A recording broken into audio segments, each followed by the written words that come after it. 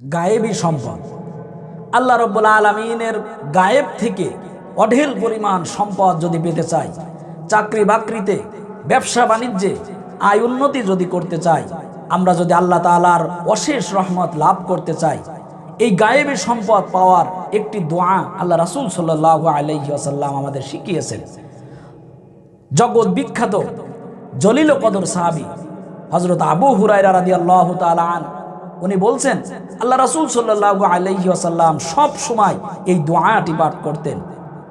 এই দোয়াটি পাঠ করার মাধ্যমে আমরা যদি ফকির হয়ে থাকি, ধন সম্পদ টাকা পয়সা কম হয়ে থাকে, তাহলে আল্লাহ রাব্বুল আলামিন গায়েবী মদদ দিয়ে সাহায্য করে আমাদের ধন সম্পদ বৃদ্ধি করে দিবেন, সাহায্য পাঠাবেন।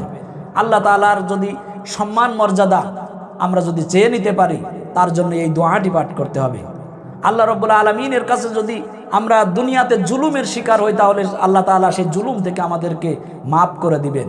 সকল প্রকার অন্যায়, অত্যাচার, জুলুম, ধনী, এসব বিষয়ে আল্লাহ তাআলার কাছে সমাধান করার জন্য যে দোয়া, সেই দোয়াটি আমি আপনাদের সামনে বলছি।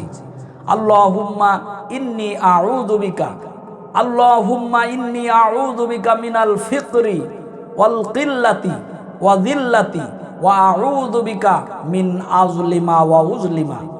আমি দোয়াটি আবার বলছি, আল্লাহুম্মা ইন্নী আউযু বিকা মিনাল ফাকরি ওয়াল কিল্লাতি ওয়া যিল্লাতি ওয়া আউযু বিকা মিন আযলিমা ওয়া উযলিমা।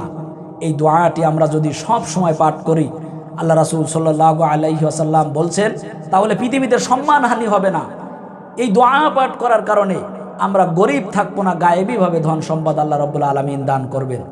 এই দোয়া পাঠ করার মাধ্যমে আমরা মাজলুম হব না, জুলুমের শিকার হব না, অত্যাচারিত হব না, আমরা শান্তি নিরাপদে দুনিয়াতে বসবাস করতে পারবো।